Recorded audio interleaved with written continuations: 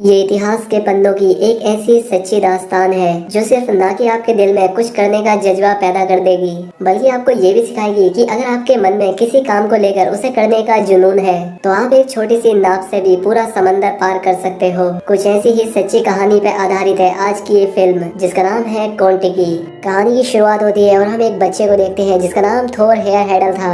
वो एक बर्फीले इलाके में था। उस जगह पर एक छोटी सी जगह से बर्फ हटी हुई थी।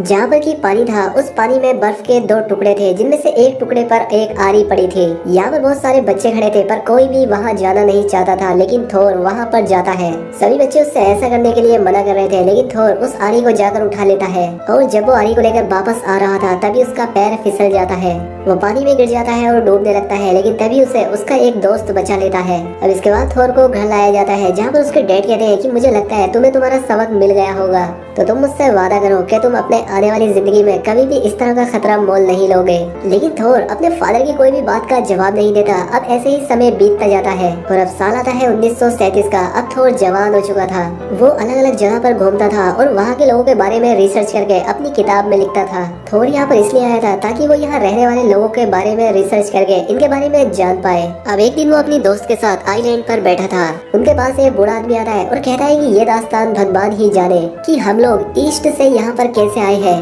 थोर कहता है कि अच्छा, क्या आप वाकई ईस्ट से आए हैं? तो बूढ़ा आदमी कहता है कि हाँ बिल्कुल, हर एक चीज ईस्ट से ही आई है, जैसे कि सूरज की रोशनी, हवा और सब कुछ। और हम भी तो इस सूरज की रोशनी की वजह से यहाँ पर आए हैं। अब वो बूढ़ा आदमी थोर को एक स्टेचू दिखाता है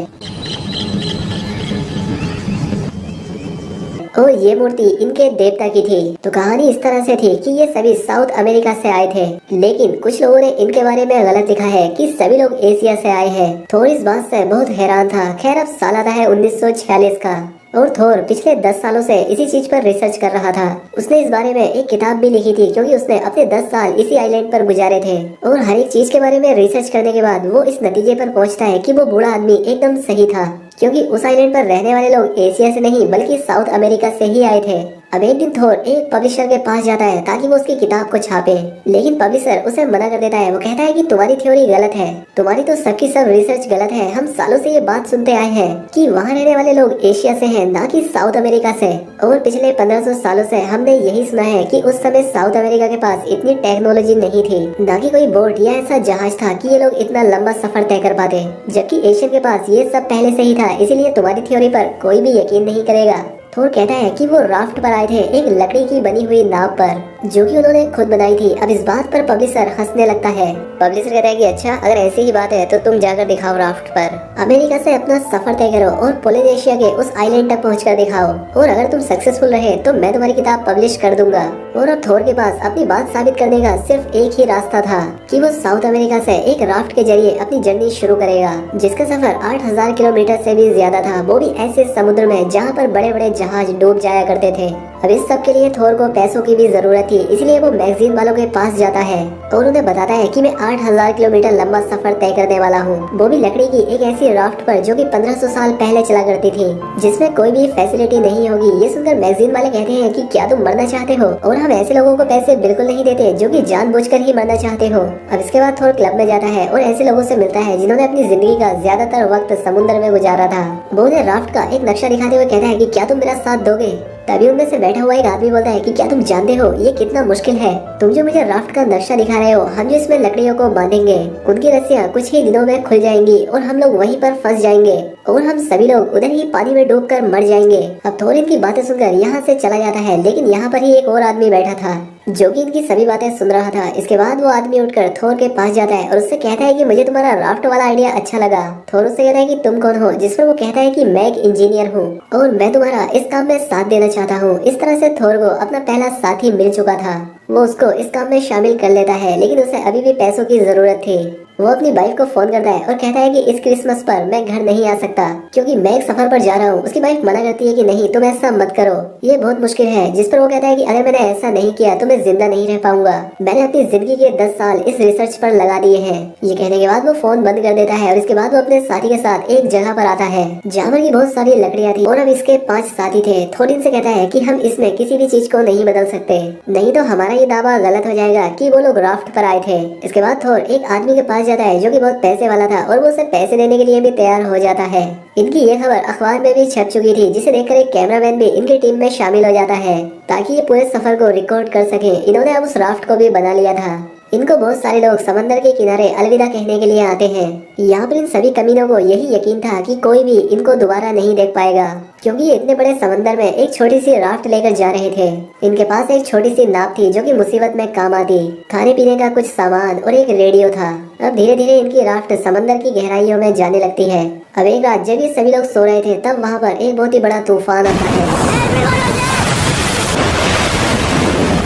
थोर जब राफ्ट के पर्दे को हटा रहा था तो वो ऐसा करते हुए समंदर में गिर जाता है। थोर को तैरना नहीं आता था, लेकिन फिर भी उसके साथी उससे बचा लेते हैं और इस तरह से थोर की जान बच जाती है। खैर, अब जब सुबह होती है तो ये लोग देखते हैं कि तूफान की वजह से इनकी राफ्ट को काफी अच्छा खासा नुकसान हुआ था। ये सभी लोग मिलकर अब उसे ठीक करते हैं और अब समंदर भी एकदम शांत था। अब ये सभी लोग धीरे धीरे अपनी मंजिल की तरफ बढ़ रहे थे, लेकिन ये सफर इतना आसान नहीं होने वाला था जितना इन्हें लग रहा था।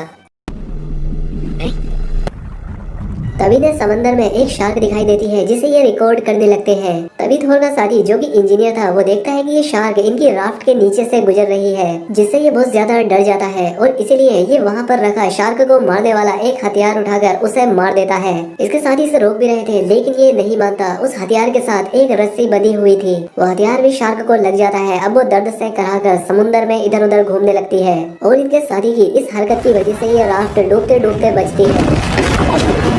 इनकी एक साथी की इससे लड़ाई भी हो जाती है कि तुमने ऐसा क्यों किया, तुम्हें पता है हम बहुत ही बड़ी मुसीबत में फंस सकते थे।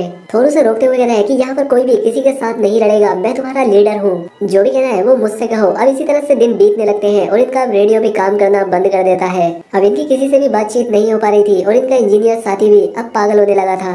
वो सोचता है कि बहुत ही जल्दी ये राफ्ट डूब जाएगी और हम सभी मर जाएंगे। इसके दिमाग में यही सब चल रहा था। इसके बाद इनके साथ जो कैमरामैन था वो एक छोटी नाव में बैठकर दूर जाता है ताकि दूर से वो इनकी फिल्म शूट कर सके। लेकिन अब जैसे ही वो वीडियो बनाने लगता है कि यहाँ पर बहुत ही बड़ी बड़ी शार्क आ जाती हैं जो कि उस पर हमला करने वाली थी, लेकिन थोर उन शार्क को देख लेता है और जल्दी से अपने साथी को अपनी बोट की तरफ खींच लेता है, जिससे उसकी जान बच जाती है। लेकिन समंदर में हर तरफ खतरा था, हर तरफ सिर्फ मौत थी। इनमें से इनके एक साथी के पास एक तोता था जो कि पानी के ऊपर उड़ने लगता है। तभी एक बहुत ही बड़ी शार्क आकर उस तोते को खा जाती है। जिस आदमी का ये तोता था उसे ये देखकर बहुत दुख होता है। जब वो शार्क इनकी राफ्ट के पास आती है तब वो आदमी उस शार्क को पूंछ से पकड़कर अपनी राफ्ट पर खींच लेता है, चाकू से मार मार कर इसकी जान ले लेता है। अब ये शार्क को तो मार देते हैं, लेकिन उसका खून समंदर में फैल जाता है, जिससे अब और भी शार्क इनकी राफ्ट की तरफ अट्रैक्ट होने लगती है। इससे वो इनका इंजीनियर साथी बहुत डर जाता है। वो एक बॉक्स को लाता है और उसमें से एक तार निकालता है और कहता है कि हम अपनी राफ्ट को इस तार से बांध देते हैं, वरना हम डूब जाएंगे। यह शार्क का खाना भी बन सकते हैं। लेकिन थोर उससे वो तारे लेकर समंदर में फेंक देता है और कहता है कि नहीं, हम बिल्कुल वैसे ही जाएंगे जैसे कि 1500 साल पहले वो लोग गए थे। इन सब बातों से इंजीनियर का दिमाग खराब हो जाता है और उसका पैर फिसल जाता है और वो पानी में गिर जाता है। अब इससे पहले कि वो उस शार्क का खाना बनता, उससे पहले ही उसके साथी उसे बचा लेते हैं। वो सभी से माफी मांगता है कि मेरी गलती थी। लेकिन यहाँ पर सबसे अजीब बात ये थी कि ये सभी लोग अपने सफर पर तो थे, लेकिन किसी को भी ये पता नहीं था कि ये सभी लोग सही रास्ते पर जा भी रहे हैं या नहीं। लेकिन थोर को यकीन था। वो कहता है कि हाँ, हम बिल्कुल सही जा रहे हैं। इन लोगों को इस सफर पर 3 महीने हो चुके थे और अब इनके रेडियो ने भी काम करना शुरू कर दिया था। ये अपने रेडियो से सभी को मैसेज देते हैं। अब बाहर की दुनिया में हंगामा हो गया था, क्योंकि बरसों से जो इनकी रिसर्च थी वो सब गलत थी। 500 years ago, test the maritime and navigation. अब एक सुबह इनके साथी को आसमान पर एक परिंदा उड़ता हुआ नजर आता है। ये सभी बहुत खुश थे कि ये लोग जमीन के बहुत करीब हैं। सामने इन्हें आइलैंड नजर आने लगा था, लेकिन मुश्किलें अभी खत्म नहीं हुई थी, क्योंकि इन्हें वहां तक पहुंचने में बड़ी बड़ी लहरों का सामना करना था। ये जब आइलैंड के पास पहुंचने वाले होते हैं तो लहरों की वजह से इनकी राफ्ट डूबने ही वाली थी, लेकिन किस्मत इनका साथ देती है और ये लोग पोलिनेशिया के आइलैंड पर पहुंच चुके थे। इन 6 लोगों ने इतिहास को बदल कर रख दिया था और बरसों की थ्योरी को गलत साबित कर दिया था। इस कहानी से हमें यही सीखने को मिलता है कि दुनिया में कोई भी काम मुश्किल नहीं, अगर हमारी सोच सच्ची है तो। अगर काम करने का जज्बा सच्चा हो तो बड़ी से बड़ी मुश्किल को आसानी से हल किया जा सकता है, जैसे कि इन 6 लोगों ने करके दिखाया। क्योंकि थोर को अपने आप पर यकीन था कि वो इस काम को कर सकता है। इन 6 लोगों ने अपनी जान पर खेलकर 106 दिन के इस सफर को पूरा किया और अपना नाम हिस्ट्री की तारीख में दर्ज करा दिया। और अब इससे ये बात भी साबित हो गई थी कि पोलिनेशियन आइलैंड के लोग एशियन नहीं बल्कि साउथ अमेरिका के थे। और जिस राफ्ट पर इन्होंने अपना सफर तय किया था उसका नाम कॉन्टिकी था, जो कि इस मूवी का नाम भी है। और क्योंकि ये फिल्म एक सच्ची घटना पर आधारित है, इसीलिए इस राफ्ट को आज भी म्यूजियम में रखा गया है और हर साल हजारों लोग इसे देखने के लिए जाते हैं। और इसी के साथ इस बेहतरीन फिल्म की ये सच्ची कहानी यहाँ पर खत्म हो जाती है। तो दोस्तों उम्मीद करता हूँ कि आपको वीडियो पसंद आई होगी। अगर वीडियो पसंद आई हो तो वीडियो को लाइक और चैनल को सब्सक्राइब जरूर करें। मिलते हैं हमारी अगली वीडियो में।